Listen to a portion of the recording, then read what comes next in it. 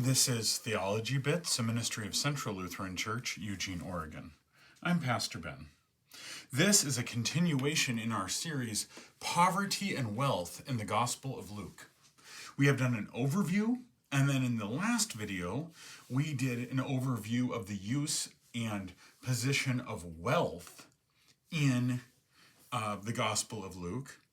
This video is going to be framing this question of poverty and wealth, and then next time is going to be talking in a more nuanced way about how wealth and resources and poverty are understood. But it's important to frame this interest, especially in the poor, in the Gospel of Luke. And to do so, I want to think about it in a bigger picture than just those who are impoverished, but all of those who I call unheard in the Roman world and in other books in the New Testament. Sometimes it be called the marginalized, but when we look carefully, it's not just those who are socially marginal, but those who are unheard. So we've been talking about the poor, absolutely a group who was not heard much in the ancient world, and we had examples like Lazarus we talked about, the rich fool, not the poor but the opposite, Jesus, for example, healing the blind beggar,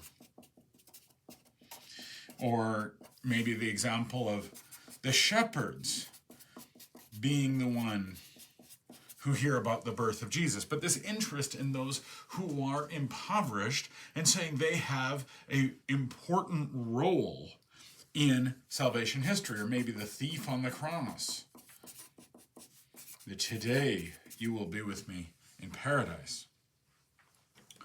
We've talked some about these kinds of figures, but if we look more carefully, it's not just the poor who are given a hearing in the Gospel of Luke that are not given giving a hearing in other parts of the New Testament, and certainly not in society. It's one of Luke's basic points, is those who are unheard should be heard.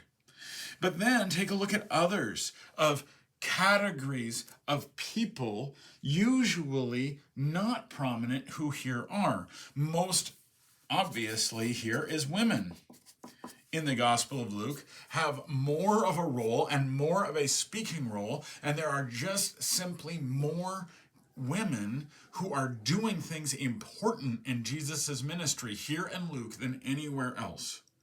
So, for example, you have the woman who anoints Jesus for burial. You have Simeon and Anna. There's often a pairing of both men and women.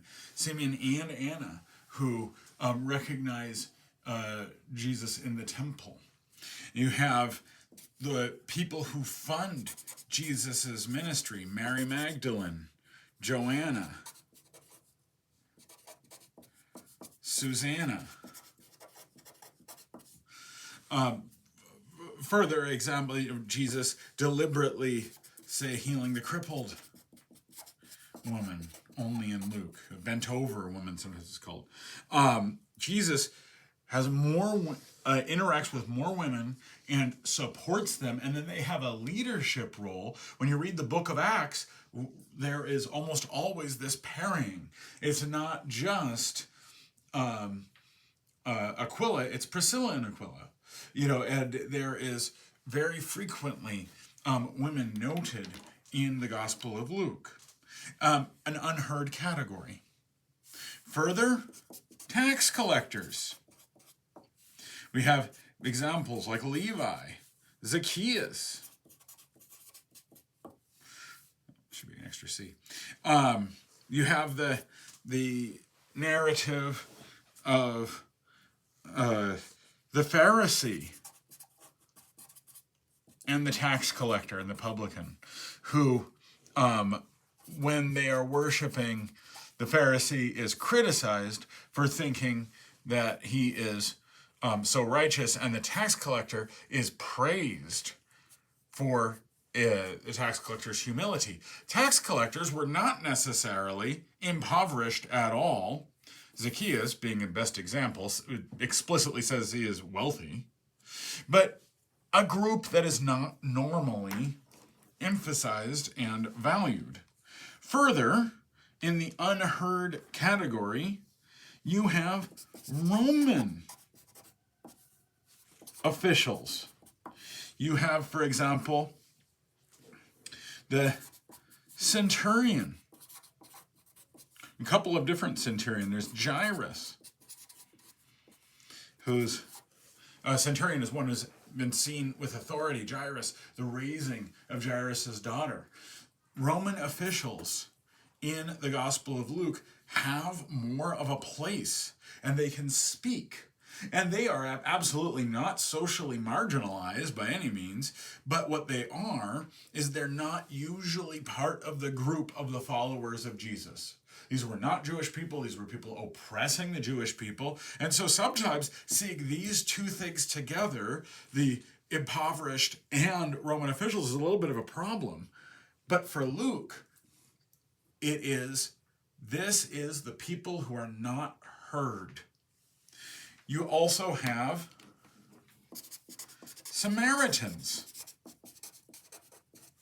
such as the 10 lepers, and it says the one came back and gave thanks, and that one was a Samaritan. It doesn't say the others were not Samaritans, by the way, but it doesn't say one way or the other, but that Jesus heals them, this one comes back and provides gratitude. But that it's explicitly Samaritans, or probably the most obvious example, the Good Samaritan, which I'll say really one thing quickly about that, which is almost everyone knows this parable of the who is my neighbor, and the priest and the Levite pass by this person who is in the ditch and looks like they are dead, whereas the Samaritan stops.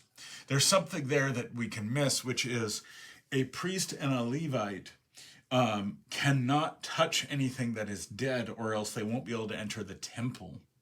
And so they might not be avoiding this person because they don't want to help him, but do not stop and help because it would make them ritually unclean. The Gospel of Luke might be saying, well, actually, the Samaritan has an asset. These didn't, because clean or unclean didn't matter to that person, so that person can go in and help this other one. There might be, it might not be nearly as obvious of a castigation of these horrible people who were so selfish, but instead a critique of, is your religiosity getting in the way of helping one another? And so the whole point, though, is that Samaritans have a function and a role, and that's really the important thing here. Every one of these categories is not just that there's people in them, but they're leaders. They're doing something. And then there's probably the biggest category of all, where it just says sinners, which is just another way of saying kind of people who are not included and not heard. So the Gospel of Luke is not only interested in the poor, but all of these different figures, and saying you are leaders.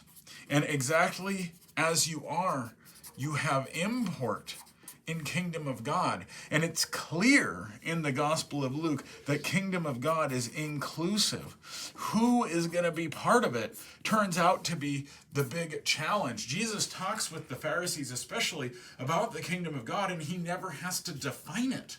It seems as if they more or less agree on what it is, but who's included, now they really disagree. And how are you included? Now they really disagree. And the Gospel of Luke is making that so clear with all of these categories of these are going to be the means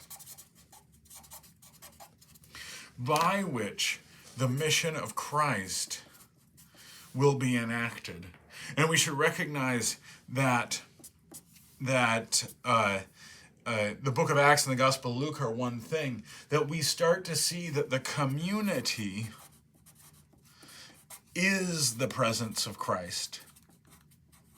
Starts with the apostles, then moves to the whole Jerusalem church, then moves beyond the Jerusalem church with Paul the apostle, and that everywhere that Jesus is proclaimed and the gospel is found, there is Christ with them, usually in the language of the Spirit, in the Spirit and Son and Creator are always united together.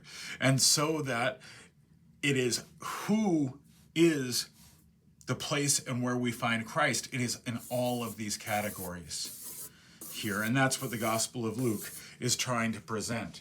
So I present this to give us a little bit better background on this question of poverty and wealth, to say this is a deliberate plan in the whole of the Gospel of Luke, and that it is nuanced and it is careful, but it is also inclusive of a lot more than just the impoverished. And you see this maybe most strikingly when people pass more than one category, like how many stories of widows in the Gospel of Luke, who are both poor, they're women, often sinners, and the way in which or tax collectors who are also kind of Roman officials and tax collectors, and some of which very well were probably enslaved and in fact very poor. Zacchaeus wasn't, but not in that case. That is, all of these things are gathered together. And so that the inclusive and radical nature of Jesus's ministry is who gets to be included and how. That the presence of Christ brings diversity into one. This has been Theology Bits. I'm Pastor Ben.